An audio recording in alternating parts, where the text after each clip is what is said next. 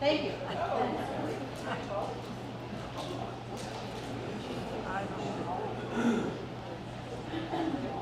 And our final panelist tonight is John Shermall, our independent candidate. Yes, sir.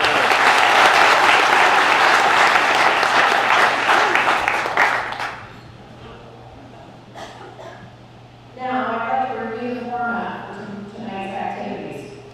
Our panelists to my right will be presenting questions to each candidate. The lead candidate will have 2 minutes to respond. Then, when the candidate is finished, or when the 2-minute time limit is up, the other 2 candidates will each have 1 minute to give a rebuttal. At the end of the rebuttals, the original candidate will have an opportunity to state their final position within a 1-minute time frame. We will be rotating questions through the candidates in turn. Candidates pre-selected their position for questions before coming on stage this evening. Now, I'd like to introduce our very important timers for this evening. Please welcome Hannah Robertson, our Rockland District Chamber of Commerce Executive Director. Hannah, please stand up. Dan Murray, our Membership and Event Coordinator. And Kathy Paquette, the accountant for the Rockland District Chamber of Commerce. We also have ground rules for everyone. First and foremost, no heckling. Secondly, 2 political signs per candidate are allowed, one that you see in front of the podium, one at the tables that were in the lobby, but they're not off to my right. Time limits will be strictly enforced. Candidates will see a green panel. What's that green panel look like, Kathy? Thank you. When they have 30 seconds left. A yellow panel when they have 10 seconds left. And a red stop sign, at which time they must finish. When the stop sign goes up, I will be stepping in to request them to stop, and their light will be turned off. Candidates, are you ready to proceed? Awesome. Sure. Let's hear it. Okay, so before beginning with our questions, each candidate is invited to give a 3-minute opening statement. According to the draw held before this debate, I'd like to invite Mary Jean McFall to begin with her opening statement. Good evening, everyone. Hope you can hear me. It's really a pleasure to be here in the Algonquin area. I want to thank the Rockland District Chamber of Commerce for organizing this event. Brings back a lot of memories. Having sat on the board of the chamber for 10 years, and all the organizing this just like this. So it's great to be here. Hope the listeners have already joined us as so why am I here? Why am I standing as a candidate in this by-election for the Liberal Party of Canada? For me, it is and has always been all about service. My mom here has the Jesus say to your team, you want things out there in your community, you got to go out there and do your bit. And that has always stuck with me. And I thought I'm there to do my bit. I have lived, worked, and volunteered here in this community pretty much my whole life. I have served leadership positions on various organizations in the community, including the chamber where I was president in the last year and a bit before I joined Rockland City Council. I was a councilor at Rockland City Council for 4 years from 2010 to 14, served some of the good people here. I co-chaired the Fish Track project where Steve Farnham raised $1.3 million to put a tracking under his school because of what the school said that they really wanted and needed, and it's a great program. And that was also my school, very proud of it. Co-chaired the annual giving campaign for the YMCA. The YMCA is a jewel of this community, and the annual giving campaign allows people to go to the Y who could not otherwise afford to go. Also co-chaired the most recent redevelopment project for the Rockland District Hospital Foundation so that we can build the new addition onto the Rockland General Hospital, which is a very necessary facility, very important for healthcare and for the future of this community. So I've done all these things in order to be of service to our community, and I have held this community in my heart. Your priorities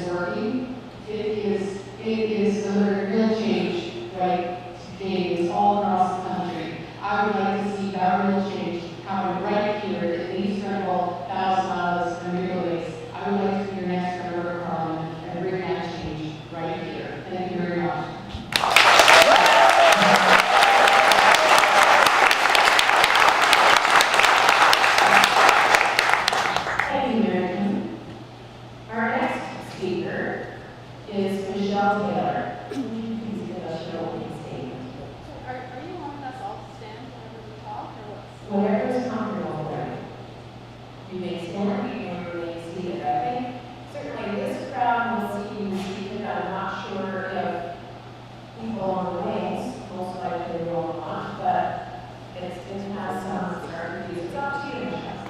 Okay, I'll stand.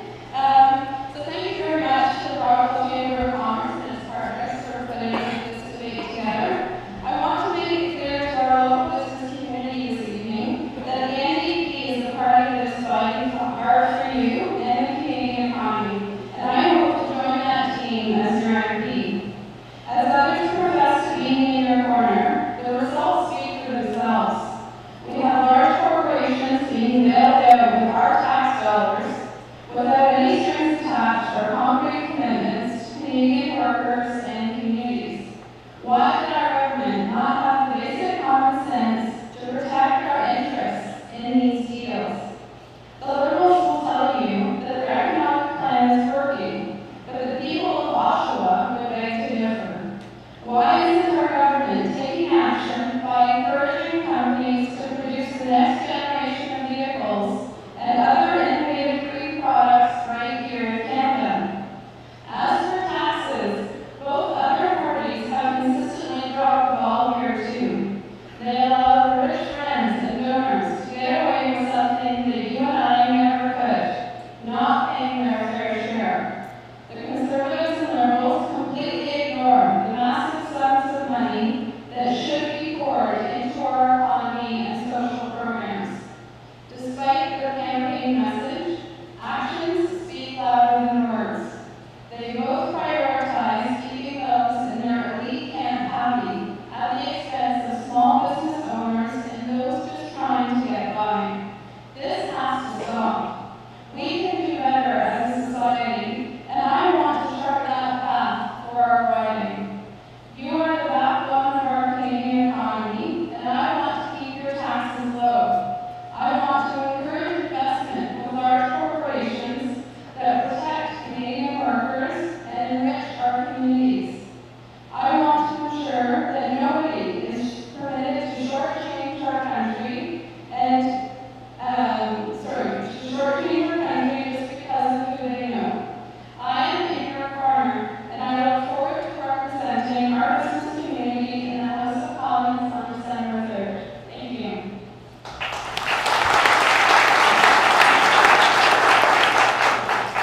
Thank you, Michelle. I'd now like to invite Marie to give us her opening statement. Oh, I'm sorry, Michael. My apologies, I'd like to now invite Michael to give my director his opening statement. Thanks very much, and thank you to the Chamber for hosting us this evening, and thanks to the other candidates for being here to take part in this very important part of the democratic process. And I'd like to tell you a little bit about myself and why I decided to put my name forward, and I'm asking for your vote on Senator Burr as the Conservative candidate.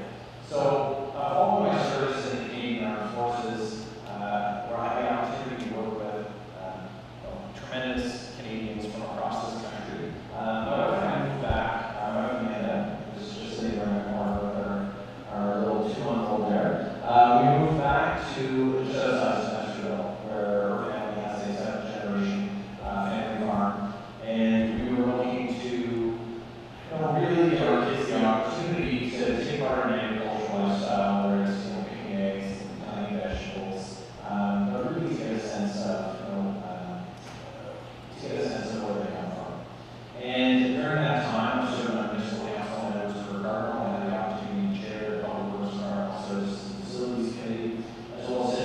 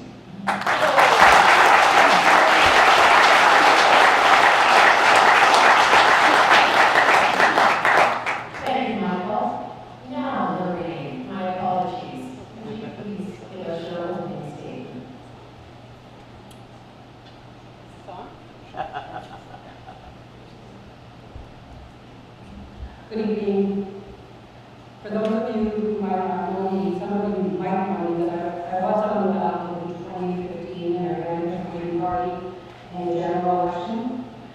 I'd like to say thank you for coming up again in this by-election. I would like to say thank you to my colleagues on the panel and to the organizers.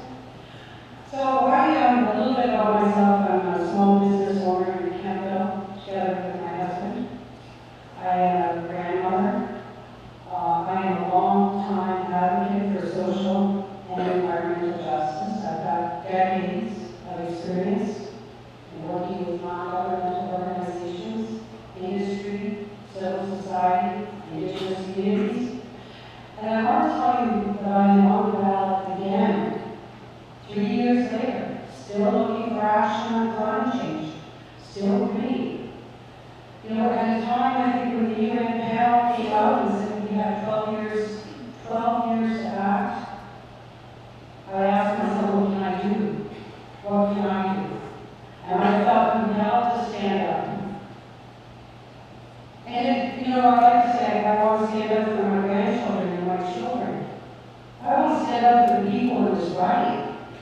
I want to make sure our communities are resilient and that we can withstand the crises that are coming instead of pretending that everything is okay. A lot of discussion here is about the economy, pipelines, the price of oil, GM, we're not making cars. What we're not hearing is that our communities and our infrastructure is not going to withstand what we're going to be facing. And we owe it to our children, we owe it to our communities and to each other to take action. And I'm here to ask you if you're prepared to send a message to Ottawa, if you're prepared to vote green in this by-election, to signal that climate change is important to you. And I hope that you're prepared to do that. Thank you very much.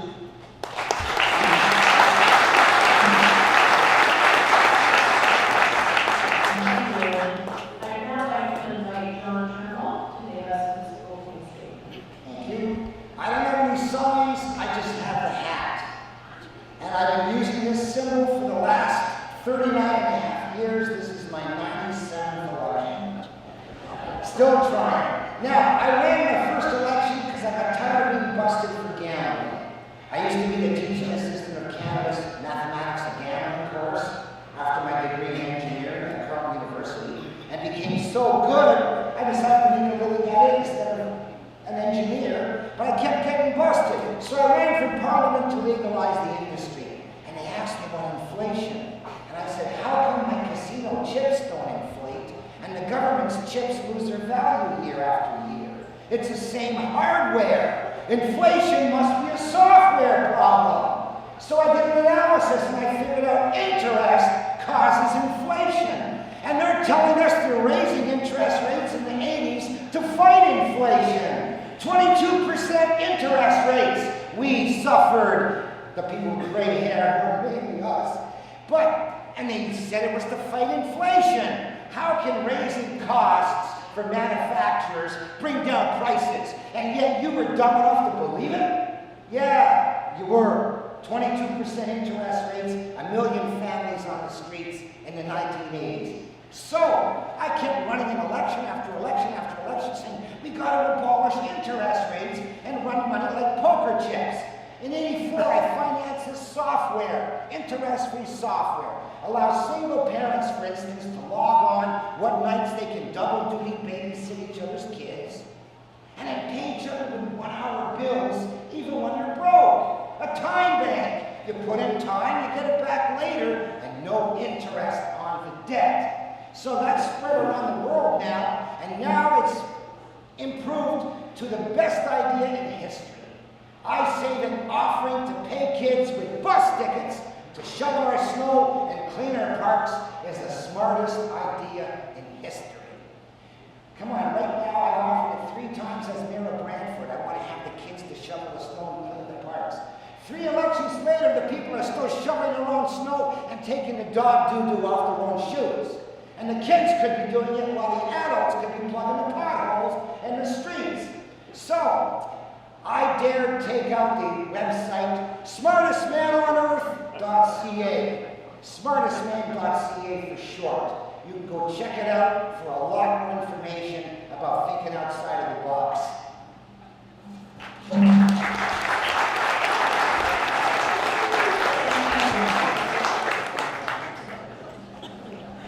Let us now proceed with our questions.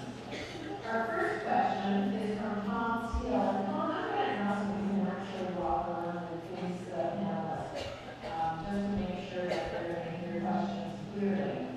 And this question is directed towards Mary Jean.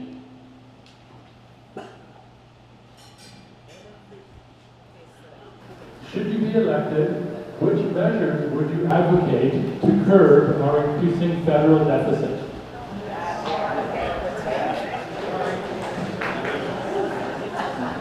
I think I will stand up so that the folks in the wings can hear me, although I don't know if other people feel the same way, so that's what I'll do. Thank you for the question. It's a good question. What I would say to you is that after 10 years of Mr. Harper's austerity, what we realized is that you cannot cut your way to prosperity. And so what the Liberal government is doing, what the Liberal plan is to make smart investments into our economy, into our social fabric, in order to make things better for the middle class, those striving really hard to join it. I'd like to see us bring that right here into Leeds, Grenville, Thousand Islands, and Rideau Lakes. You know, projections show that the investments that are being made are sustainable over the long term. And that, I think, is an important thing for all of us to keep in mind. I'm not in favor of long-term deficits. I do understand I have children and grandchildren. I don't want them to inherit the debt of our current situation way down there in the future. But I do also believe that we have to make these investments for the future prosperity of those children and grandchildren, not just mine, but all of ours. So the way I would look at it is that you can't cut your way to prosperity. We're going to make those investments, and at the end of the day, we're going to bring things around at the time that makes the most sense. You know, when the economic statement came down in the fall, Minister Morneau could have made the decision with all of the economic growth that had taken place to go forward with deficit reduction. Instead, he chose to invest in the economy in order to make sure that with tax incentives for our businesses, in order to make sure that we maintain our competitiveness with our American neighbors with what's going on with the tax changes there. Those, I think, are the smart investments that we are making in order to see prosperity for all of us for the future. Thank you very much. Thank you, Mary Jean. Now, I'd like to apologize to Mary Jean. Could I ask everyone to check their cell phones and make sure that they are off? It's very distracting in the middle of an answer. These candidates have not seen the questions before this evening, and it's very difficult for them to gather their thoughts at the best of times. So, now, Michelle, would you like to give a 1-minute rebuttal to Mary Jane's answer? Thank you. So I think we're missing a really big part of the equation in terms of money going back to where it needs to go, the deficit included, and that's getting people at the top to pay their fair share. There are so many corporations, there are so many high flyers who are taking advantage of tax loopholes and various other scams, to be honest, at the top, and we're not seeing their money when we should. And that money should be there to put in the investments where they're needed. We need to make smart decisions, smart investments. We need to look at initiatives like National Pharmacare, which will actually save money in the long run because we'll have a large amount of clout and buying power. And again, we need to be making sure that we're looking after everybody in our society and putting the investment where it's needed. Thank you. Thank you, Michelle. Michael, can we get your 1-minute rebuttal? Yep, thank you very much for the question. So, in 2015, we were promised during the election by Justin Trudeau that we would have 3 modest deficits, a return to balance in year 4, and a historic infrastructure program to get us, to get us back on track. What we've seen instead are historic deficits and growth of the national debt, and we have not seen those infrastructure investments. So to say that we cut and there was austere times with the Conservative government, when this riding alone saw tens of millions of dollars in real infrastructure money invested here, and we saw over $100 million invested in broadband here in Eastern Ontario through the Conservative government. I think that's the kind of investment that we need to see. And the Trudeau Liberals inherited a balanced budget in 2015, and they owe that to Canadians next year. Thank you. Thank you, Michael. And next, Elaine. So the question was about the national deficit, it wasn't about the national debt, is that correct? Yes. Okay. So yes, I think the first thing I would recommend is to end subsidies to fossil fuels. I just want to say that we've had 2 successive majorities in Canada, and each time we get a majority government, they blame the other one for overspending and driving us into a deficit situation, when in fact we've been there since the 70s, since we started borrowing from private banks and paying interest. So we have to invest in infrastructure, and we need a new Green Deal. We need a Green Marshall Plan. We can't use the tools that got us into this mess to get us out of this mess. And like John Trammell says, we've got to think outside the box. So we have to go back to the Bank of Canada and look at how can we use our own bank to implement a Green Marshall Plan to create jobs and get us out of deficit. Thank you. Thank you very much. And John, you're on there. Wow, do I agree. Canada's debt national had much stability till 1974, starts exponentiality. Same in Ontario, same in Quebec. Debt started to double. So what happened? 1974, the Bank of Canada stopped making interest-free loans to the provinces and the Fed. And suddenly now all the provinces have to go borrow from the private banks, and the Feds too, which meant that they had deficits. After they take it off the top to pay the interest, you got deficits. So, abolish interest rates, use the Bank of Canada again like they used to do it before 1974, and there are no deficits. Thank you, John. I'd like to invite Mary Jane for her final comments on the first question. Thank you very much.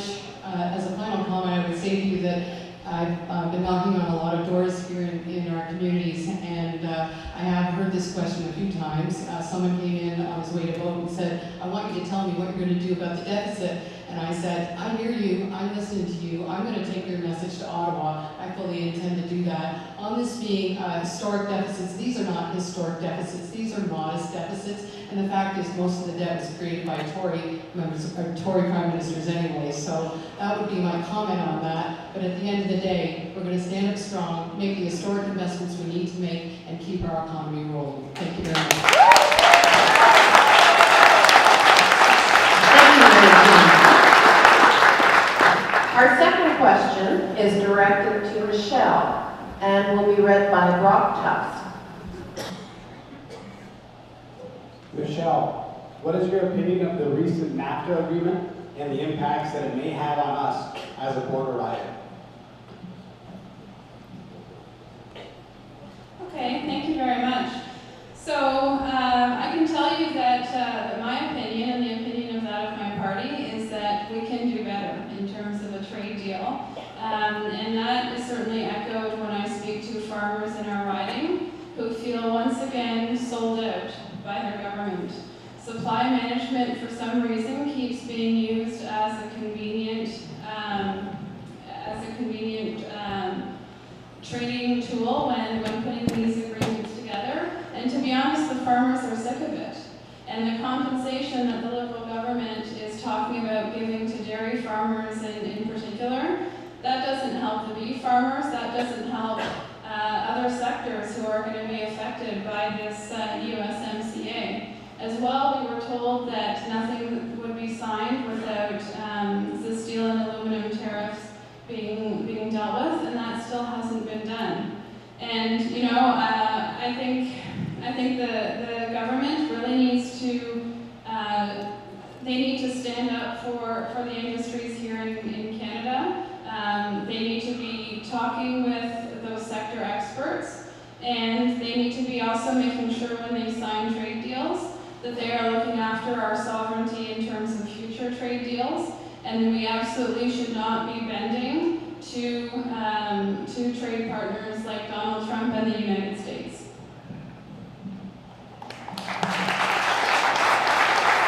Thank you, Michelle. Michael, a 1-minute rebuttal. Thanks very much for the question. So the United States approached the renegotiation of NAFTA looking for a better deal, and the position that we're left in is we made concessions in all kinds of areas, and perhaps with hopes of getting those tariffs lifted faster. But we've sacrificed 3.9% of our dairy market access, elimination of Class 7.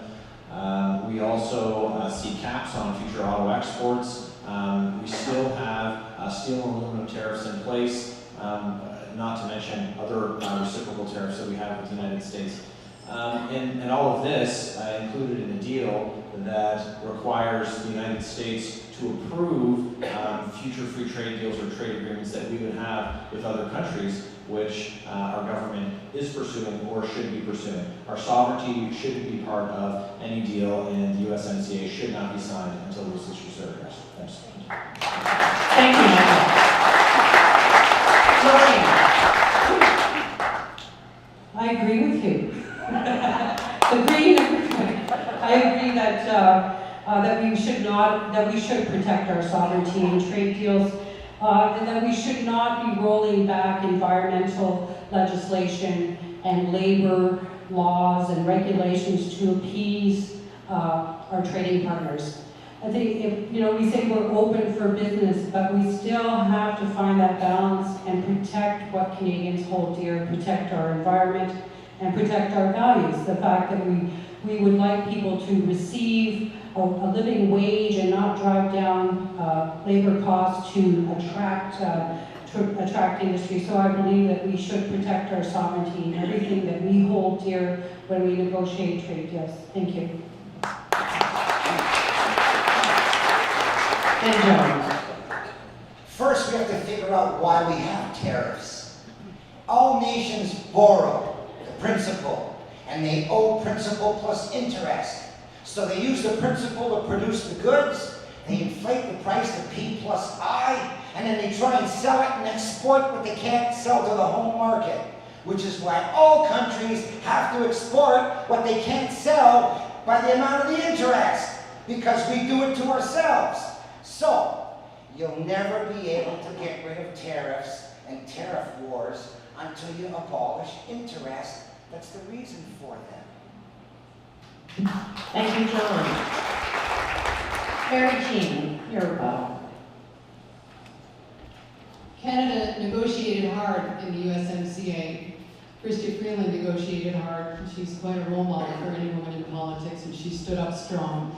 And we got a good deal. We got a good deal for Canada. We got a good deal for Canadian workers. We got a good deal for Canadian families and for Canadian farmers. There's a large percentage of Canadian agriculture that is export dependent and a big cross-border trade with the United States. $2 billion a day in cross-border trade, in total trade between Canada and the United States, our largest trading partner. We safeguarded all of that, and we will provide full and fair compensation to dairy farmers. It's in consultation now. I've been in agriculture my whole life. My family's involved in supply management. I understand those issues, and I'm ready to go to bat to fight hard for farmers of all stripes, but certainly in this case for the dairy farmer, and to make sure that I bring my experience to bear to make sure that they are looked after well and properly in Ottawa through this deal and others. Thank you very much. Thank you, Eugene. Michelle, your closing comments on the question. Thank you. So again, I just want to reiterate that in my conversation with the farmers here and with the agricultural folks in our riding, they do not feel looked after with this deal. They do not feel looked after by this government, and that is coming from them. And as your next MP and as their next MP, I want to advocate for them because they are not receiving what they should. And in my opinion, the Liberal government has lost its credibility in terms of they promised to our agricultural critic, MP Alistair McGregor. He stood up several times in the House of Commons during negotiations. He asked specifically if supply management was going to be used as a bargaining chip during these negotiations, and he was told no, and obviously that's not the case. Thank you, Michelle. Our next question is directed to Michael Barrett and will be directed to him by Sue Watts. Michael, what are your views on a carbon tax or other measures to manage the environmental impact of carbon dioxide producers? Thanks very much for the question. So the Conservative Party does not support a carbon tax. The proposed Liberal carbon tax that's to come into effect here in Ontario on January 1st, it disproportionately hurts people in rural communities. It disproportionately hurts us in Leeds, Grenville, Thousand Islands, and Rideau Lakes. So what we have is the proposal for a regressive tax that is indiscriminate in terms of how much people make. But instead, if you drive to work, or if you drive to the doctor, or if you drive your kids to or grandkids to hockey or dance, you're going to pay more. And the Prime Minister has said that is a behavior that needs to be changed. If you heat your home in one of Canada or one of the world's coldest climates, you will pay more. That is a behavior the Prime Minister says needs to be changed. Small and medium-sized businesses will see no relief under this plan. They will be punished as they were under Kathleen Wynne's Liberal government here in Ontario. And the architect of the green energy program in Ontario that got us behind the 8 ball with massive debt and rising costs and people's power being shut off in the winter is the Prime Minister's principal secretary. So that is not the kind of architecture that makes sense for a to move us forward. The Conservative government invested $1 billion in technology like carbon capture and storage, including $125 million in research in that technology. And so we also invested in programs that encourage homeowners to make their homes more efficient. So instead of punishing them for heating their home, reward them if they're able to have a more efficiently run home. So that type of program that doesn't target large emitters. Thank you very much. Thank you, Michael. Lorraine, a 1-minute rebuttal. Okay, 1 minute. Yes, of course, I support a carbon tax, and we know that the Nobel Prize winner wrote a paper that proves that carbon taxes are effective in changing people's behavior, and it results in lower emissions. I'm watching a lot of blaming going on. The Conservatives blaming the Liberals blaming the Conservatives, back and forth. And I again would like to say, can we change our political reality and move forward? We have to take action. We have to agree that a carbon tax is effective when the Nobel laureate tells us it works. We have to believe we've got to go further. We have to go much further. And we can do it if we work together and we stop blaming each other. Thank you. Thank you, Lorraine. And John. This is the actual graph of temperature over the last 1,000 years, and there's no hockey stick. There was a medieval warm period over 4 centuries when Greenland was green and they grew grapes in Britain. Now, what kind of idiot can believe it's warmer now than when Greenland was green? Think about it. They're making fun of you, okay? And they used a trick to hide the decline since 1998. This is the worst scam in scientific history, using that trick to hide the decline from you. So it's getting colder, and it's not even a very big warm blip compared to the medieval warm period. So ha ha, smartest man on earth is telling you that this is not the warmest time in history. Thank you, John. Gary Keenan, your 1-minute rebuttal. As Liberals, we believe that pricing pollution. We're going to put a price on what we don't want, and we're going to invest in the things that we do want, like clean technology and our families. And we have been listening too, because we understand people are worried about the cost of this. And so at the end of the day, the Climate Action Incentive will provide money to Ontario families that will actually put more money in their pockets than the program might otherwise cost. So we are putting a price on pollution because we know that we have to take action after 10 years of no action and no social license and no public trust in the Tories over the environment. We're taking that action, we're making it happen, and we're going to bring it home. Thank you very much. Thank you, Maureen. And Michelle, your comments. Thank you. Am I on? Yeah, okay. So yes, I personally believe that we need to be having a carbon tax or cap and trade. We need to be making the biggest polluters pay for their emissions. The other parties generally who are against carbon tax or cap and trade, they don't really have much substantial alternative to offer. The price of doing nothing is not something that we as a society or as a planet can continue to live with. We cannot continue to kick this can down the road. We had drought right here in our riding here this year. We have farmers and other sectors who are going to be paying for climate change with their livelihoods, and eventually we're all going to be paying for it. Excuse me, sorry, I'm offended. And also I would question why more is not being done at the government level to invest in green innovations. Thank you. Thank you, Michelle. A reminder to the panelists. Yes, Lori. I would like to give Michelle additional time for that outburst. We stopped the time. The timer, I was watching them, the timer had been stopped. I would like to remind the panel that no comments are to be spoken while one of the other panelists is speaking. Please respect the panelists. Michael, would you like to conclude on your question? Yeah, so thanks very much. Couple of things. So one, the Liberals talk about having a social license, but they've spent $4.5 billion taxpayer dollars nationalizing a pipeline that they can't get built, and don't have any timeline or framework set around when they're going to get, fulfill the Federal Court of Appeals ruling that they need to properly consult with Indigenous communities. So the social license has obviously expired or doesn't exist.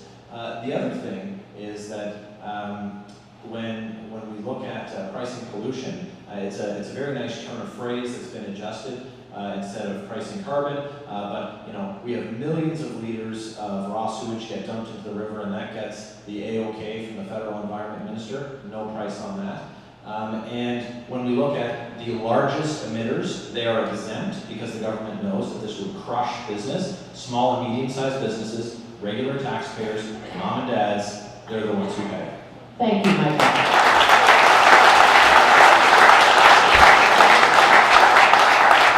Our next question is to Lorraine Reckmans, and will be read to her by Tom Steele.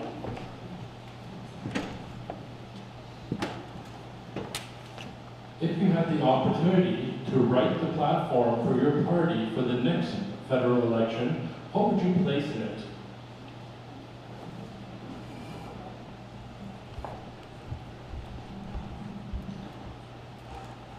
Wow. It's like Christmas. I think the first thing I would do is we would put, and we do have this as a policy proposal, and it is to remove the rope from around the neck of every member of parliament. So the leaders have to sign the nomination papers for the candidates who sit on the ballot. When the grassroots democracy rises up and they pick their person to run as their member of parliament, they're hoping to send that person forward, but that person doesn't go anywhere until the leader signs those nomination papers. And if we remove that rope from around their neck, they would be free to act in the best interest of their constituents, the best interest of their riding, and we wouldn't have this political party rivalry, and we would be able to move forward as a coalition of members of Parliament who want to work together for the betterment of Canada. That's my dream, is that if I was in the House of Commons as the Member of Parliament for this riding, I would encourage cooperation across every political line, because we need every hand on deck. And I said this in this riding in 2015, and I see the clock ticking. I am compelled to stand here with everything that I've got to tell you we need to find a new way. As you heard these two people talking, the Conservative and the Liberal, it's not working. It's not working. How can we get out of this mess? We have to change the way we're doing things. And Greens are prepared to do that. We can't tip the balance of power in the House of Commons, but we do have significant influence, and we are a moral compass for this country. Thank you. Thank you, Lorraine. John, your comments. This is my flyer for federal elections. It's got me, the organ grinder, the monkey with the Lex software in front of the Bank of Canada's computer, and the party leaders who don't have a program. Who would you vote for, the monkey with the program or the party leaders without? So yeah, that's what I would do. I would install the Lex at the Bank of Canada's computer. If that doesn't work, I'd set up a time bank. If that doesn't work, I'd pay kids with bus tickets. But most of all, we gotta stop these morons from wasting carbon taxes on something that's not a problem, okay? They lied to you. You still believe it? You still swallow it? They used a trick to hide a decline. It's colder now than 98, and these clowns are acting like it's warmer. Wake up! Thank you, John. Mary Jean. Well, in terms of the platform, I think that what I would have to do is to take to Ottawa the voices that I have heard here in these Grenville, Thousand Islands, and Rideau Lakes. We need to continue our focus on jobs and the economy. We need to continue our focus on social issues such as affordable housing and investing in our children. We've done that through the Canada Child Benefit, where 9 out of 10 families are better off under the Canada Child Benefit than they were under the previous program that was brought forward by the Tories.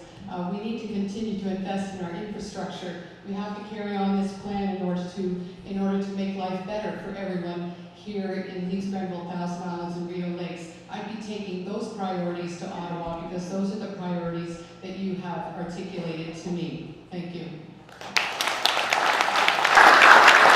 Thank you, Mary Jean. Michelle. Thank you very much, and what a great question. I think that's probably every politician's dream, to be able to write their party's platform. I have to say a priority for me would be to expand to reinstate the basic income initiative and to expand it, because I know that it's certainly needed in our riding. It is needed across Canada. We need to be giving people a stable foundation, and not only is it more humane, but it's actually it makes more financial sense to be giving them that foundation instead of having them rely on precarious safety nets. I would also very much want to put forward electoral reform. That's in our platform now, and I imagine that it will continue to be. It's not going to be put forward by the Conservatives or the Liberals, because, to be honest, sticking with our current system benefits them greatly. And I really think that we need that change. Thank you, Michelle. Michael, your comments. Thank you very much for the question. So over the last month, speaking to people across the riding, the concerns have been clear and they've been common. One issue that's every corner of this riding, people are very concerned about Phoenix. Our public servants need to get paid. We have a lot of corrections officers. We have CBSA officers here, and this issue needs to get resolved. A bipartisan group to draw a resolution to that needs to be top priority in Ottawa. But I'd also like to say that the issue of broadband availability here in our region. That was an investment made by the Conservatives when we were in government, and now we have Industry Canada, the federal government, looking at auctioning off the broadband spectrum that thousands of people in our communities rely on. This is something that needs to be protected, it's something that needs to be improved, and the federal government needs to be told, the local government needs to be told to keep their hands off our internet. Thanks. Thank you, Michael. Lorraine, your final comments. I think my final comment, first I would like to say that, when you have the UN Intergovernmental Panel on Climate Change and world-renowned scientists are working together and trying to convince the world to act, sometimes people freeze up, and I think we have to look back in history when we had to turn around on a dime, and we go back to the Second World War and we say, gee, one day we were manufacturing, cars, whatever it was, washing machines, and we flipped that around, and all of a sudden we became a war machine, and we were manufacturing planes and equipment. We can respond, and I think what we have to understand is we can't respond in the system that we're in right now, because we're hearing about pipelines and jobs and the economy. The Greens have a platform that includes universal pharmacare and childcare, and yeah, we want to create jobs. We want to create a low carbon economy. Thank you, Lorraine. Mr. Turmel is not using his words, but he's making a buffoon of himself, and I think it's extremely disrespectful. You don't need to make jokes like that behind somebody's back. Well, if you want to talk about me, It's you're not going to get a response. Excuse me, excuse me.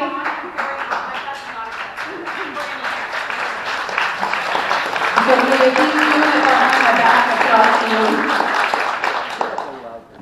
One more time, I will request panelists remain respectful of other panelists, and please sit and listen while a candidate is responding. Our next question for the night is to John Turmel, and it will be given to you by Brock Tufts. John,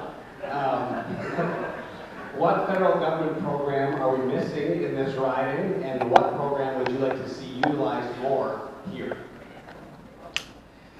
Okay, let's me explain what they did in Argentina when they had their crash.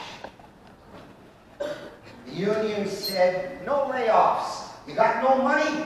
Forget bringing your bond to the bank to get bills to pay us, which we'll then spend and you can tax it back. We'll take small denomination bonds as a currency, and you don't have to pay interest to the banks.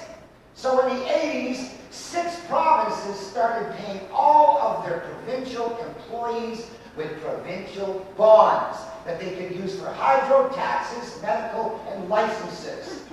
Guess what? All their foreign debt got paid off in 2000. So, if you don't understand how reprogramming the Bank of Canada to work like it used to do it before 1974, and you don't understand how using bus tickets could do it too, and you don't understand how using time bank hours could do it too, we could use government bonds, $10 bonds that you could use for hydro, medical, licenses, and that's how we could pay off all of our foreign debt like Argentina paid off all of theirs. But why would we be as smart as them? I don't know. But so far I've been explaining this since 1985. Nobody gets it. But I keep trying. I'm an optimist. Very clean, your response. So the question was on federal government programs missing in the riding, and what I would suggest to you is that you do need a strong voice, someone who's going to stand up really strong and hard for you in Ottawa and bring the needs of this riding to Ottawa, and I would be that voice. Broadband is certainly something we've been hearing about. We've all experienced it as we drive around the riding. We know that we need proper cell service, not just so that we can connect with one another, but also for things like homework for our kids and healthcare and many other uses. It's become part of the infrastructure of our community, and infrastructure is all about building communities and networking and working and living together. So I would say that is number one. There's a Connect to Innovate program, $500 million available. I would be working hard to bring that here to Leeds, Grenville, Thousand Islands, and Rideau Lakes. Thank you very much. Thank you, Michelle, your response. Thank you. So one thing that I would really like to see improved upon and expanded is Medicare. We need to be adding on what should never have been left out in the first place, and that's dental care, that's optical care, and that's pharmacare. And again, there will be money saved if we put that all under the Medicare umbrella as it was meant to be. We have people who are suffering because they can't keep up with the treatments that they need. We have people who are ending up in hospital and adding more burden to our healthcare system because their conditions become acute. Or we have people who just frankly aren't getting any treatment at all. If people can't afford to go to the dentist, they don't go to the dentist. And that's something that we definitely need to be doing better as a country, and I would certainly like to be part of bringing that to our Medicare. Thank you. Thank you, Michelle. Michael, your response. Yeah, thanks very much for the question.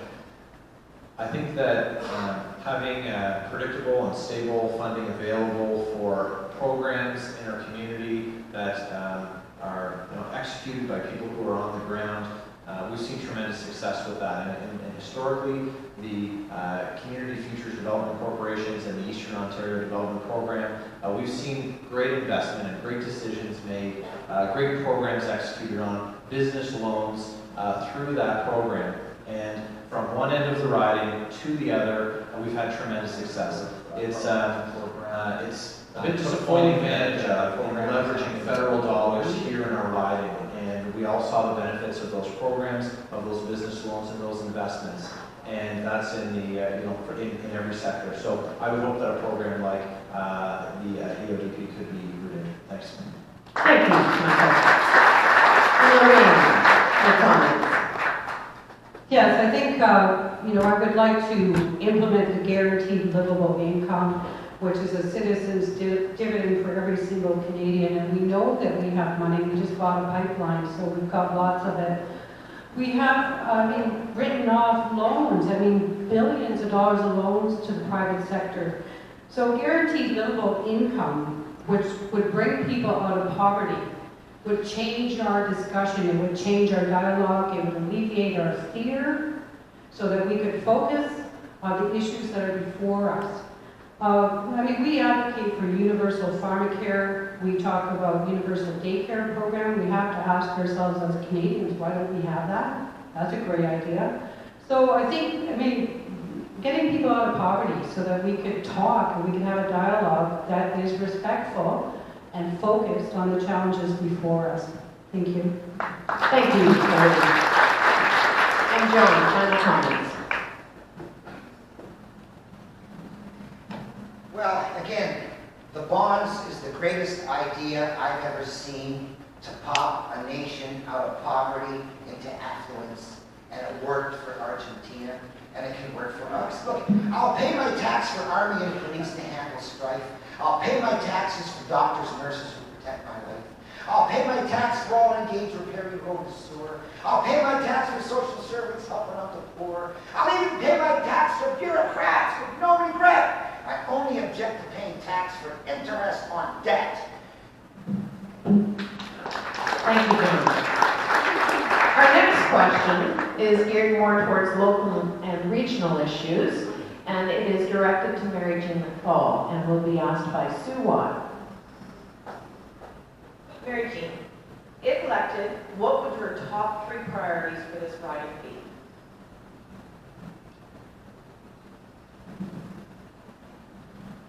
Thank you for the question, Sue. Again, I come back to the conversations that I've had at the door with constituents who are worried about the future in terms of the local economy. When you see Procter & Gamble planning to close in 2020, they're worried about the local economy. They're worried because their kids can't find well-paying jobs here in the area and have to leave town in order to be able to find those jobs. So ensuring that we do have all of the tools at hand to spur the local economy would be a top priority for me. I would say to you that as a lawyer practicing law in Brockville, I've seen the engine that small business is for the local economy, and certainly the Liberal government has reduced small business tax from 11 to 9% starting Jan 1, 2019. We've also undertaken incentives in the most recent economic statement to, again, allow us to be competitive with our American friends.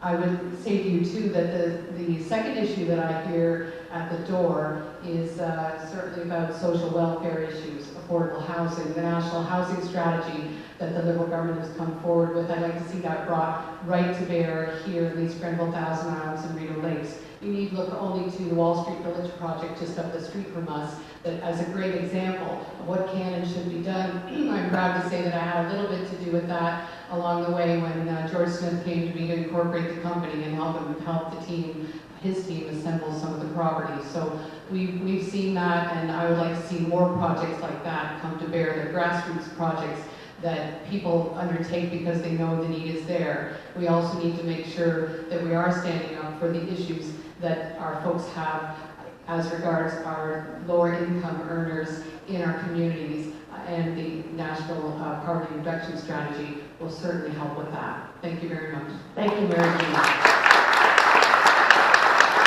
Michelle, comments?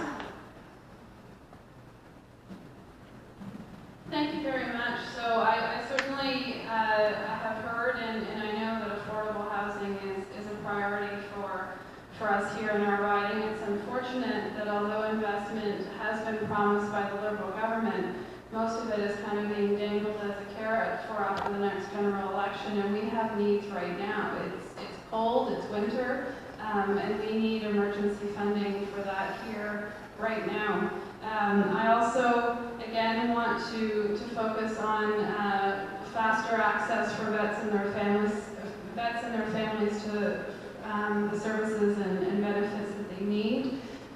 The time that they're waiting is far too long. They're suffering. They're having to pay out of pocket when they can't really afford it. And that's something that absolutely needs to be a priority here, and I look forward to advocating for that. Thank you. Thank you, Michelle. Michael, comments? So thanks very much for the question. You know, to go back to my response to the last question about financing from the federal government for programs right here in our riding, and we've seen good success when we have collaboration between different levels of government. And my experience as a municipal councillor was part of successive councils having a vision to work with different levels of government. And working with the province, the municipality of Edwardsburg Cardinal was able to get site certification and approval and be advertised by the province of Ontario to the end of attracting, developing, building, and opening the new Giant Tiger Distribution Center, which brought 350 net new direct jobs and countless hundred indirect jobs. That comes from cooperation, it comes from partnership, and there's a real role for the federal government to play in concert with their provincial and municipal partners to make sure that we can get infrastructure projects and new employers here into our region. Thanks. Thank you, Michelle. Lorraine, comments? I think some of the immediate needs that I see in our community, in fact, is our aging population and stress on the healthcare system. People concerned about how far their pension's going to go. People concerned about whether they can afford for parking at the hospitals in Ottawa. So healthcare is a priority. It is an absolute priority because we know our population is aging. This is a stress that we have, and we don't have the jobs in place for the youth to actually sustain all the costs that we're going to have to incur taking care of our seniors. So affordable housing, but of course employment. But I believe healthcare and care of our seniors is our first priority. Thank you. Thank you, Lorraine. And John, your comments? Full employment for adults with bond bucks and time bucks, full employment for youth with bus bucks, and not wasting wasting any money on global warming. Now, why did they change the name to climate change? Who knows? Global warming stopped, so now they want to have it both ways. Look, still fooled by trick to hide decline, still Justin leads the way. I tried to stop climate from changing on his resume. Please. Now, you people don't like being laughed at by someone who says I'm smarter than you and you're a bunch of morons. And I can understand how you feel, but just say it out loud. I want to stop climate from changing. I can understand from getting warmer or getting colder, but you want to stop it from changing. They made you into a stupid proposition from a previous rational one. If it was warming, it was good to stop it. But it's not warming, so now you just want to stop change. Duh. Thank you, John. Mary Jean, final comments, please. So, all politics are local, and we were asked about local issues. And I think we need to, stop and think about infrastructure investments, stop and think about the job creation programs we have here. I have some experience of EODP as a lawyer because I helped to do some of the loan deals for the small businesses that were using those programs. I understand the importance of it, and EODP is not being canceled. And that is certainly something that we need to make sure that we work really, really hard to preserve and maintain because it is a great program. On infrastructure, County Road 43 in Kempville is the #1 roads and bridges infrastructure project in this riding, and broadband is the #1 throughout. So these are the local priorities that I'm seeing. Investment in tourism dollars right here in Brockville, because that's part of our future of our economy here. We need to work hard to bring them here. We need to leverage the assets that we have right here and make things happen with those dollars, leverage them. Thank you, Mary Jean.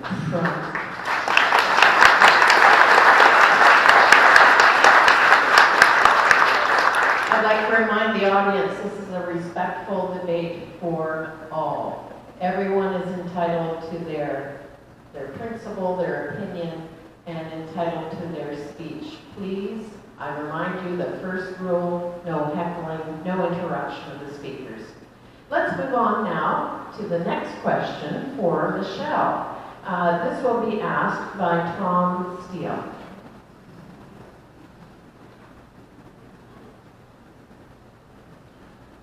Michelle, what unique talents and insights do you have to effectively represent this riding if elected, and what can your constituents expect from your representation?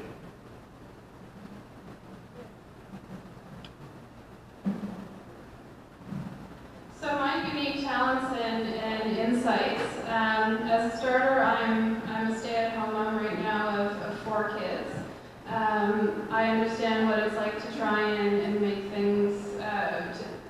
things come together, make it from week to week, make it from paycheck to paycheck. I understand what the priorities of people are who are perhaps not independently wealthy. A couple of years ago, I fought very hard against the Wynn Liberals to keep our elementary school in the village of Athens open, and we were successful, and I'm very proud of that. I also have experience in the natural resources field. I have a diploma as a forestry technician, and I take environmental responsibility very seriously. I also have experience in the first response medical field, and I understand the commitment that those people put forth when they do those jobs. I understand the needs of people in these areas where they put their lives on the line every day, looking at priorities like PTSD and mental health care for them and for everyone. For me, as your MP, you'll find a strong advocate. You'll find someone who's eager to sit down with any group at all.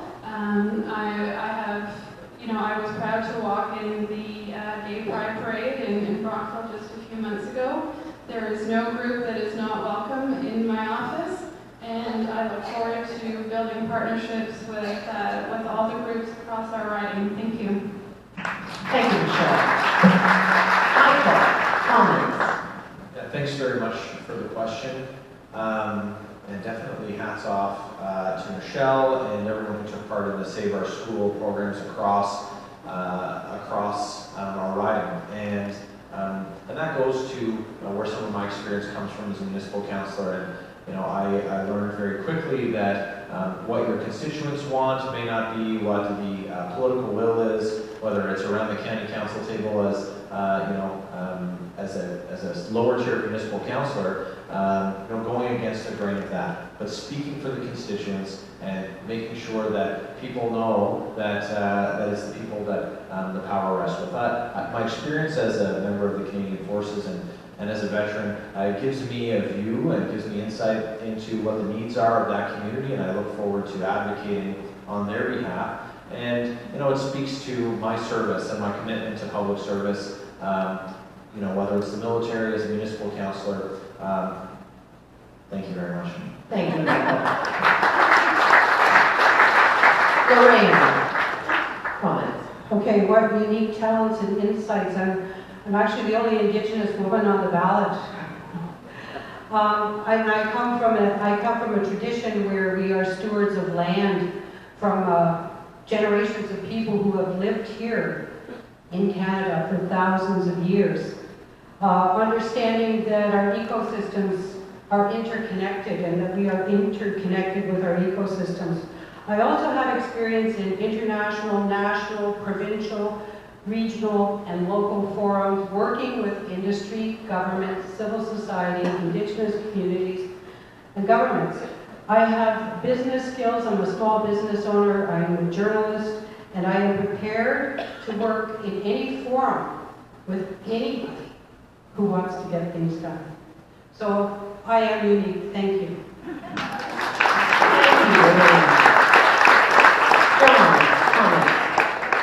Well, I am the only person in the country who was teaching assistant of Canada's only mathematics and gambling course for 4 years. Now you might not think that's too much, but being able to figure out and pick winners with math is a hell of an asset. How many people can pick a winner with math? Say, Mr. Spock could do it. He say, Captain, if you do this plan A, you'll win 2 times out of 10. But if you go with plan B, 4 times out of 10. And Kirk goes, I feel lucky, I'm going with plan A.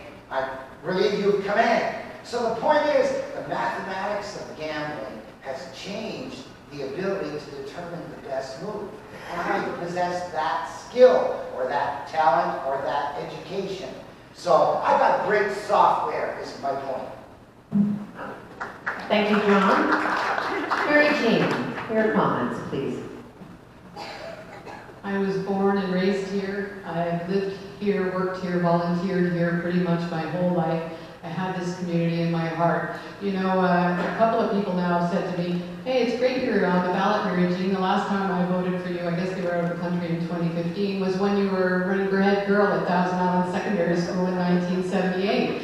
So it really is a lifelong proposition for me to have the opportunity to be your member of parliament. I've already explained my experience in my volunteering, practicing law here. I got to know a lot of people, got to know their needs, and I helped them solve their problems, whether it's business problems, social or family problems. And I've also worked on the Hill with Minister Macaulay as his chief of staff in the Department of Agriculture. So I have a wide range of experience, and it would be my pleasure and my honor to bring it to Ottawa on behalf of all of you as your member of parliament. Thank you. Thank you.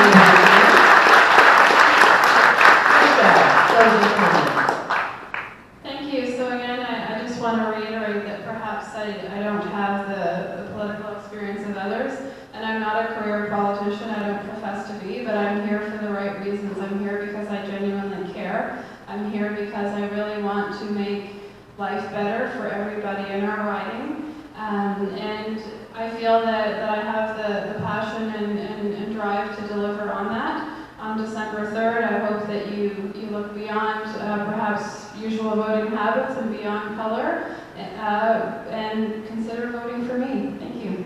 Thank you, Michelle. Our next question of the evening is directed to Michael Barrett. and will be asked by Brock Tufts. Michael, in light of recent issues with youth crime in our riding, there is much interest in examining the effectiveness of the Youth Criminal Justice Act. How would you respond to those concerns? Thanks very much for the question. So I think it's important that, that first of all, we engage our youth and we offer programs for them that give them something to do. They need facilities, they need recreation programs, there needs to be services available, there needs to be social services available, whether it's mental health or addiction as well. And those are things that, that definitely need to be in place. But you look at some of the proposed criminal justice reforms that the Liberal government is prepared to undertake, and proposing to transition from 10-year sentences for serious criminal offenses like sex trafficking in minors or participating in a terrorist offense or terrorist organization, taking that from being a 10-year indictable offense to 2 years less a day as a summary conviction is very much in the wrong direction, sending the wrong message to people. These things are deeply concerning, and I spoke to someone on the doorstep today here in Brockville whose family are victims of crime. They're victims of a very serious crime that occurred here in the city. And they feel re-victimized every time there's, we look and we propose to have more care and concern for the offender than for the victims and their families. And so there needs to be the services available. We need to try and keep people off that track. But once someone makes a decision and they break the law and they break the trust that the community can have in them, it's incumbent on the government to met out a fair and just repercussion for that. And I implore the government to do that with Bill C-75. And as your member of Parliament, I would carry that message to Ottawa with great vigor. Thanks. Thank you, Michael.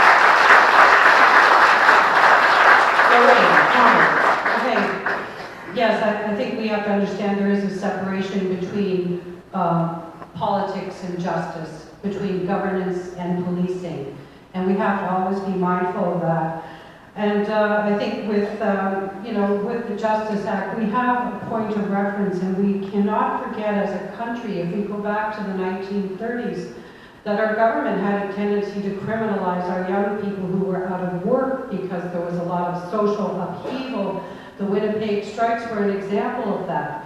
And we have to take care and be ever vigilant that we don't go back to those days when we used to round up all our young men and lock them in work camps and tie their food stamps to them digging holes in the middle of the forest in northern Canada. So I think we must always be vigilant to separate our government and our politics and don't drag justice issues onto the floor in the House of Commons, that we write legislation and we set it in place for the justice to administer. Thank you. Thank you, Lorraine. John, comments? So, how to punish youth who get into trouble because they got no money and they got no jobs? Well, yeah, you can develop more programs and more courts and more cops and better laws, or you can give them a job and some money to spend so they don't have to mug you or steal from your car or get into trouble.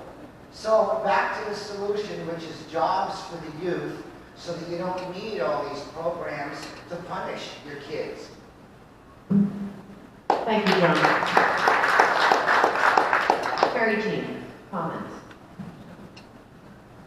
So I know there have been concerns with youth crime or issues with our youth in recent times. I went to a neighborhood watch meeting about a month ago with my friend Judy, and we heard some expressions of real concern by the neighbors in our community right here in downtown Brockville. I want to give a shout out to the Brockville Watchdogs. That's a group of young people who walk the streets of Brockville at night to try to do what they can to help keep kids safe and keep them off the street, and to help solve things before they become a major problem. When you ask what can I do about it, you just have to look to people like that who are standing up strong. So, you know, we need to invest in our kids. We need the youth employment strategy.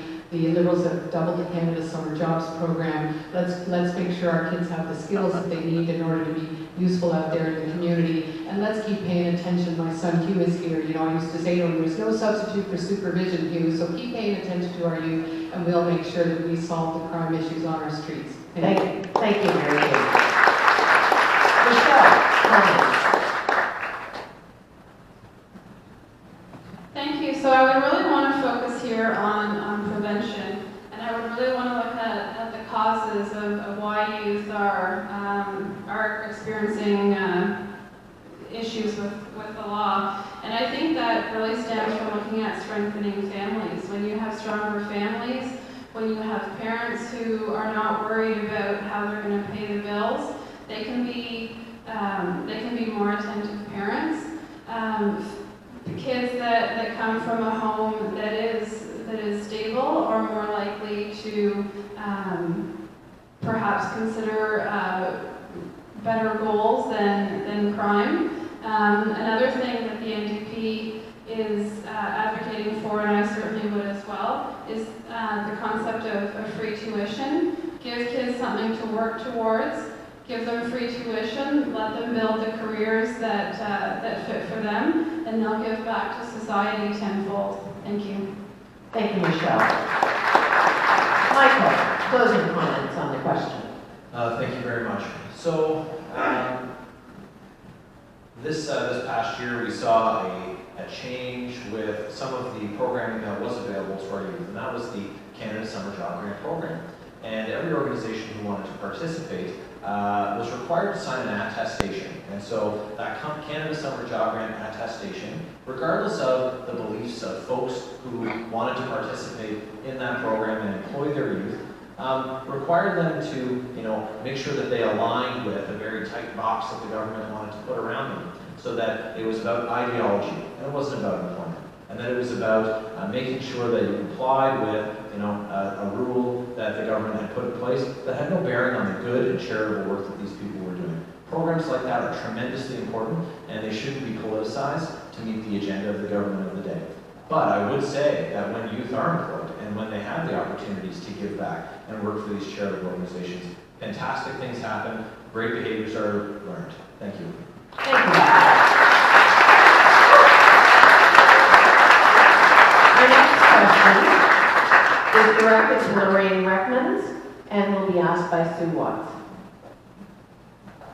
Lorraine, should you be elected, what are your intentions regarding improving the state of our regional economy, specifically pertaining to small and medium-sized business? Thank you. I just want to let you know that we have a policy proposal, it's in our platform, that the Greens are committed to assessing every single piece of legislation that is passed to assess its impact on small business. And I think that's really important. When we recognize that small business is the engine that drives this country, it needs government attention. I am committed, one of the things that I really love about Canada is the civil society and a lot of the NGOs. And I think the vibrancy, not only working with small business owners in local community, but also working with non-governmental groups who are looking at the gaps that government is missing. So I'm committed to investing time in small business because that's where the innovation is going to come from. And as a member of a grassroots party, I see so much innovation at the ground level. I cannot get over how innovative, imaginative, and exciting Canadians are. And we have to invest. So, that's one of our commitments as the Greens, is to invest in small business. And it is about, if you remember, and I have to say, about the bread cartel, pulling back, when we had gone through this scandal where there were price fixing on bread. So we're interested in security at the regional and local level. We're interested in building resiliency in communities so that they are secure and they're not left beholden to large corporations who are controlling all the food. So thank you. Thank you, Maureen. John, comments? So the solution again is to let those businesses open an interest-free account at the Bank of Canada. Like PayPal. How many people know about PayPal? Imagine you could log on to the Bank of Canada's computer, kids, and you could open an account for your parents. And then you could cut checks to pay off all their mortgages and interest-bearing debts with this new Bank of Canada CHIPS account you're using. Well, now all the payments go against principal, and someday your parents are on a debt. So, if you could get an interest-free account at the Bank of Canada for your parents that would work like PayPal to get them out of debt, same would work for businesses. The businesses, if they're not paying any interest to the loan sharks, are going to be better off. It's obvious. So, save all the interest and then come and tell me if you got any complaints left. Thank you, John. Mary Jean, your comments.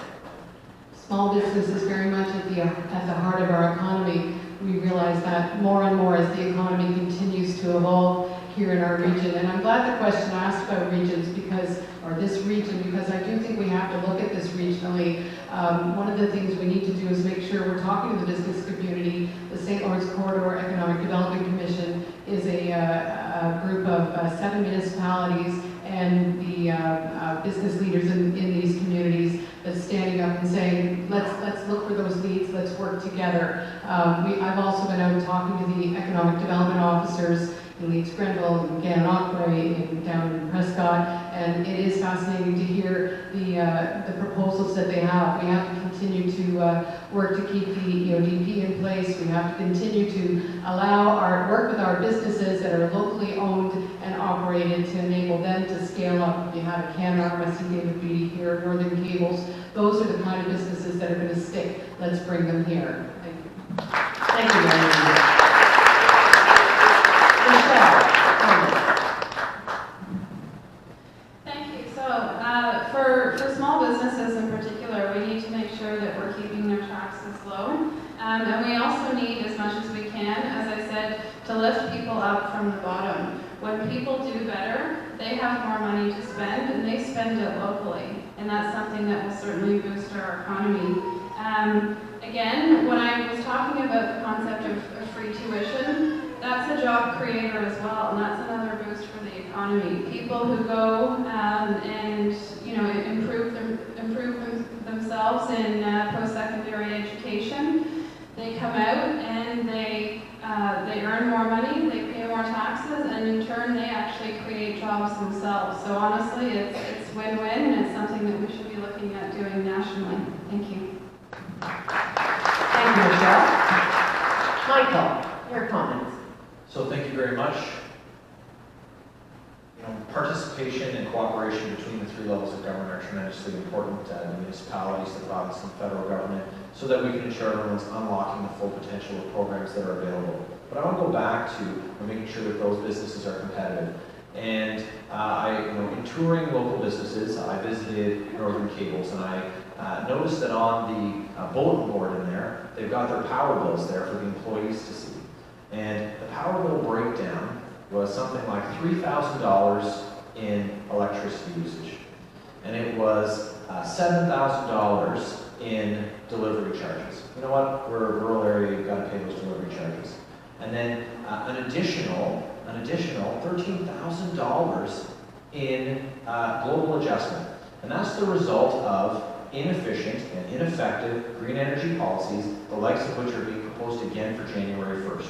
These do nothing to help the environment and do everything to hurt small business and job creators. Thanks.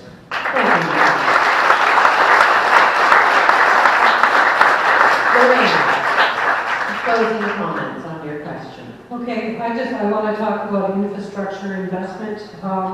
And if you could imagine that we decided we were going to move to a low carbon economy, we would require energy efficiency in every single home. And if the federal government makes transfers directly to municipalities for their infrastructure, it creates jobs, results in energy efficiency, carbon reduction, trade skills development, and jobs for youth. So, those relationships between the federal government and municipalities are so critical, and we know sometimes that we can't always work with the provinces. So there has to be a relationship and an investment in infrastructure directly at the municipal level. Thank you.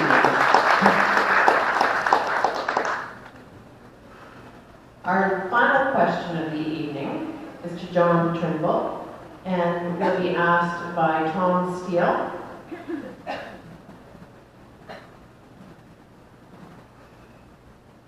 John, as a rookie MP in the House of Commons, how will you ensure that you bring benefit to our riding once you are there?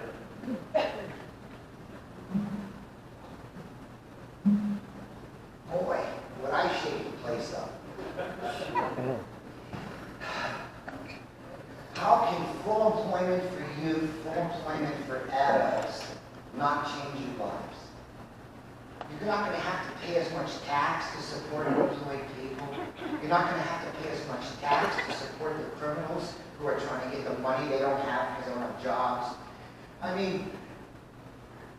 This has been done so many times throughout history, and just recently. Every time you have a crash, Portugal, Russia, in the last 20 years, you can all go find this software. They talk about Lex, the first time bank software that all these crash communities all start up. I finance this software. That's why I'm so proud of it. It's my baby. And someday, I'm going to be famous because of this software. I know it. They're still talking about it now, 34 years after it came out in 1984. So, you think I don't get a real charge when I hear crashed economy? Oh, we're starting a community currency, and they talk about the Lex from Burnaby, Canada, the first one ever. Mine.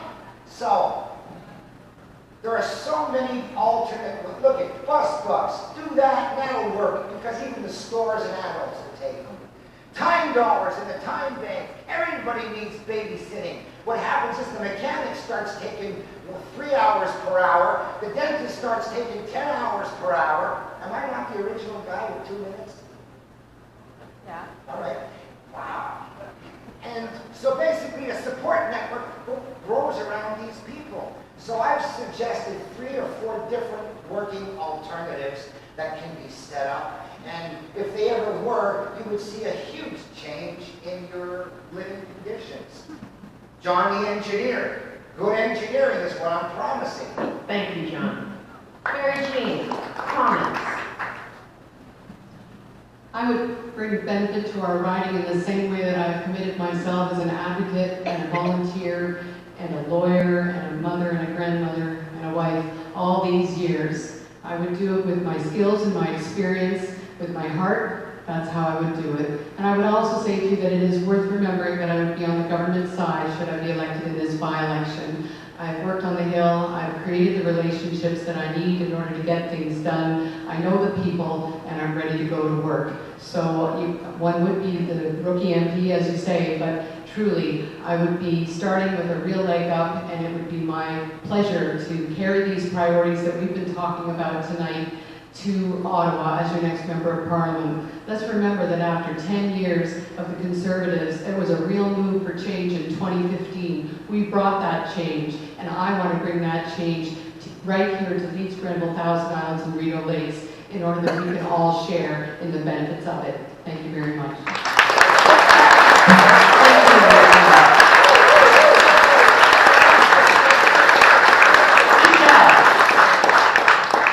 Michelle, what are your comments?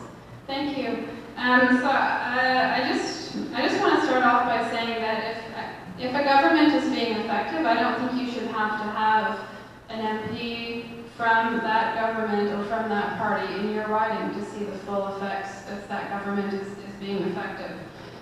myself as a rookie MP in the House of Commons, I would say that it would be a combination of working with the great NDP team that's already there. We have MPs that are doing great advocacy work. Again, I had MP Alistair McGregor here just recently talking with the farmers in our area.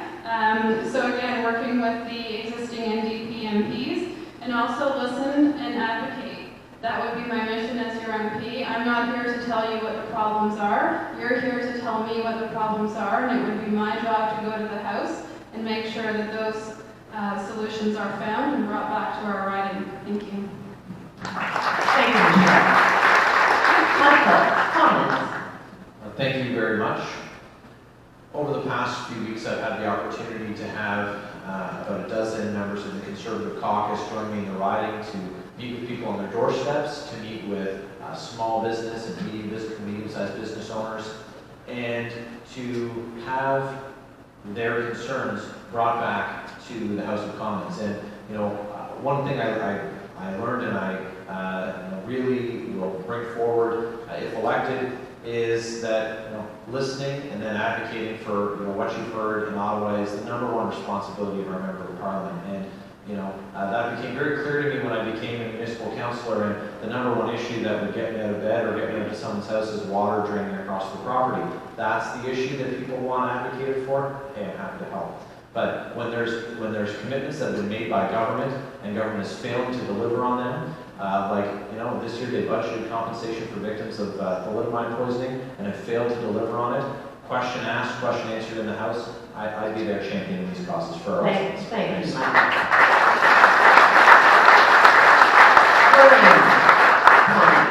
Okay, I think the question was about being a rookie MP. I don't think I'm a rookie, I'm a grandmother. But I think, being in the House of Commons, I would be the second Green MP in the House of Commons, and I would take cues, certainly, from Elizabeth May and everything that she's been able to accomplish, not being actually even considered the leader of a political party. And again, with the Green Party, we don't have a whip to vote, so we are members of Parliament who are free to vote our conscience. And I am very, very clear that it's the House of Commons, that we are common together, we are all equal, and our voice is just as important as anybody else's voice in the House of Commons. We share that house with all other Canadians, and the parties have to understand that, so that I would not have to divide my loyalties between the party's platform and the party's pursuit of power, and trade that off for the interests or the benefits of the constituents in Leeds Grenville. Thank you. Thank you very much. John, closing comments on your question. Well, there's nothing much I can add, I'm sorry. You know all the programs, I've mentioned them all. How many times has it been a shortage of money that's caused the problem? And every time I have to say, well, they don't know what to do about not enough money, but I know what to do about not enough money. We can try this model, this model, this model, this model. Matter of fact, if you look at my registration, I put down banking systems engineer as my profession because I've spent the last 40 years advocating for upgrading the Bank of Canada's computer software. You understand? This is not something hard. It's the switch of a disk.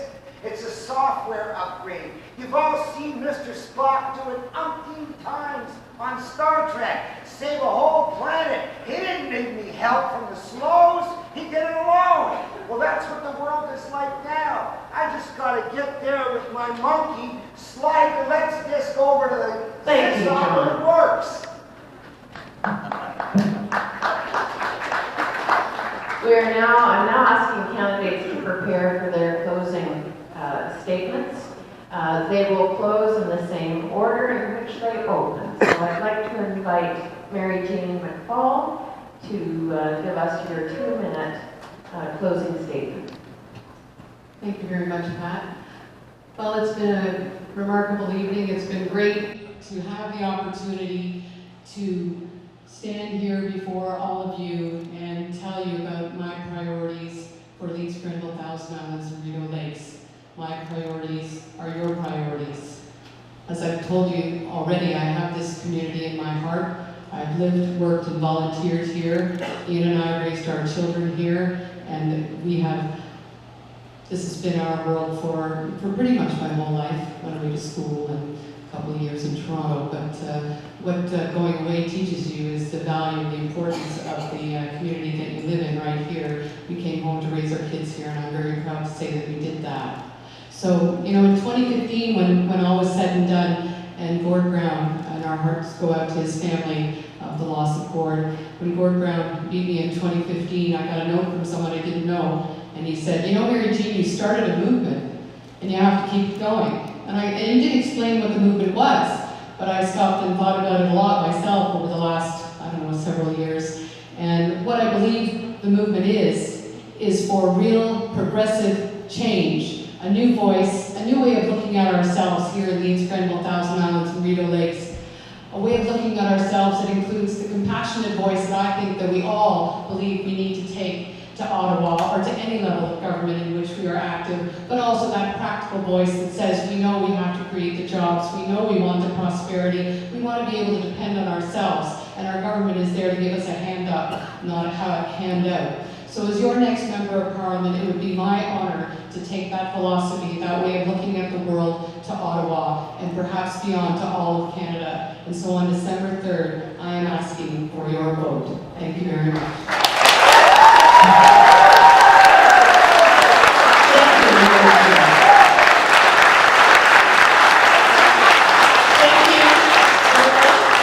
Our next speaker is Michelle. Would you please give us your 2-minute closing statement?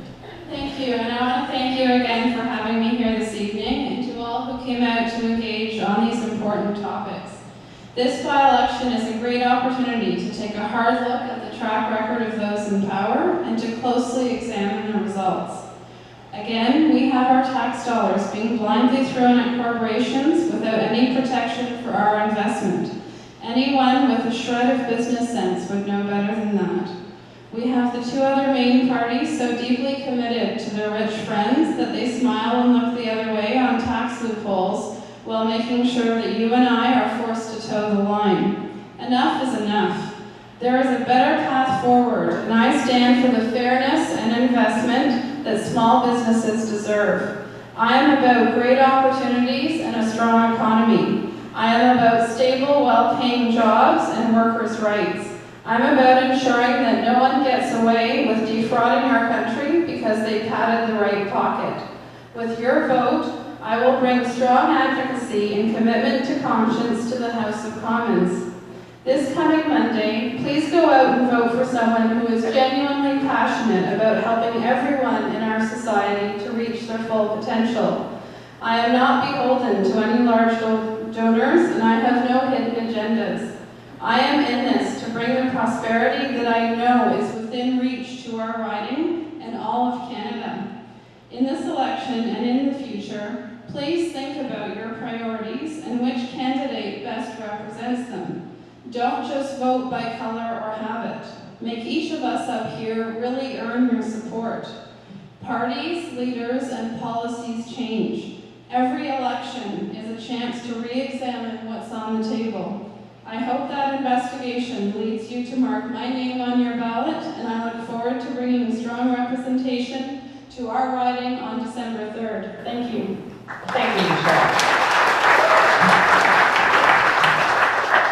Michael, could I please ask you to deliver your closing comments? Thank you again for hosting this evening. Thanks to the Opportunian, to the other candidates for participating in a civil exchange of ideas, and for all of you for coming out. So, I spent the last 4 years looking to create jobs, and I'm very proud of the team, being part of a team that was able to create hundreds of jobs, and I think that's so important. If we want to encourage young people to stay here, if we want to encourage people to move here, we need to have great jobs, and we need to have great infrastructure and great services available to those people.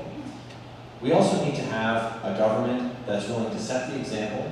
Just like municipalities aren't able to deficit budget, we should expect that a federal government doesn't only budget in deficit for the totality of their mandate and beyond, and projected into the 2040s by their own accountability office. I served with the men and women in the Canadian Forces because I love our country. And I served on municipal council because I love my community. And I served as the Riding Association President for our Member of Parliament because I'm a principled conservative. And I knew that I had a lot to learn from someone who had our community's best interest at heart. I learned a lot from Gord Brown, and our community benefited from his service.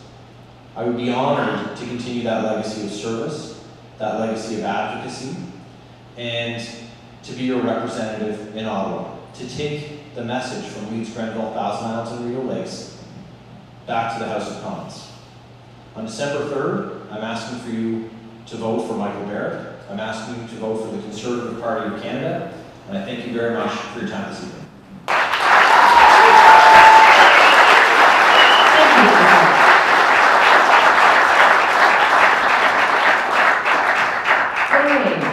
Your 2-minute closing statement, please. Okay. I would like to thank you all for your attention. I'd like to thank you all for listening to me. I hope that you found me smart, intelligent, entertaining, and kind. I just want to tell you that I am courageous. I want to tell you that this is a by-election, that we're all going to be here again in 2019. This is a litmus test, and I have been encouraging voters to vote Green in this by-election, and I propose that it's a sort of no-risk guarantee. You know, if you don't like me, you can throw me back next year. But it is a by-election. It is an opportunity that Canadians have, or that you have in this riding specifically, to send a message to Ottawa. To send the message that you think climate change is important. Because that's why I'm here. My grandchildren picked this riding. My husband and I moved here almost 20 years ago. We started a business. Our grandchildren are born here. This is our home. This is our community. And like any good nester, you like to make your community vibrant. You like to make it safe and secure so that your children have a good place to grow up. I have adopted Leeds Grenville. I came here. And I am here because I care. I care about you. Like all of the candidates on the ballot, we are offering ourselves up to be at your service. We are offering ourselves up as helpers. And on December 3rd, I hope you remember that, and I hope you consider me as a candidate and that you would put it next beside my name. Miigwech. Thank you very much. John, I now invite you to make your 2-minute closing statement. Well, I'm not really offering myself up. I'm offering up my software. Back in the Sheila Cops by-election in 1996 with this headline, "Super Loser Fails Again," I kept saying, I don't need to get elected. I just need one person with a brain to go pick up the software and do it yourselves. Now, no candidate has ever caught on. No opposing candidate ever caught on. But exactly 1 month after that insulting headline, Hamilton Self-Help Group starts up Hamilton Lead System. Mission accomplished. So I did create some employment in Hamilton, even if I didn't get elected. Now, everything I've said tonight, I'm willing to bet on, okay? I'm willing to bet anybody that it's not warmer now than when Greenland was green. Anybody want to make a $100 bet that it's warmer now than when Greenland was green? Of course not. Yet they still keep spouting the lie. And I'm not happy about that, and I'm insulted when I point out that I've got a science degree, 100% in physics, and I don't see no warming. And they still say we gotta pay a carbon tax. You pay the carbon tax. I'm not interested. Now, you can Google for Great Canadian Gambler. I come up. And if you ever saw the movie Rounders with Matt Damon, every card game's got this guy they call a professor. Well, I was called the professor at the Trump Taj Mahal in the Rounders movie because I was the great white shark, took the biggest bites out of your bankroll when you went up against me. So, they are going to rape your kids with high interest rates. It's coming, don't you feel it? And isn't it like the 1980s? Remember the big layoffs, 10,000 at a time? We lived through that. It's happening again to your kids, your grandchildren, as it happened to you. And guess what? I think you all deserve it. Thank you, John. We're now finished the formal part of our evening. We've had excellent food for thought from each candidate, and I know that our audience here is better informed for the difficult choices that are before each of us as we go to the voting booth this Monday. We've been taping this meeting. Where's Dale? Yay. There's Dale. So the camera guy has been diligently taping this meeting. We're hoping to get that up on our chamber website as soon as possible. And so please remember to get out to vote on December 3rd. If you need help with anything, contact Elections Canada or any of our local campaign offices. Thank you very much for your time and attention, and I hope everyone has a wonderful evening.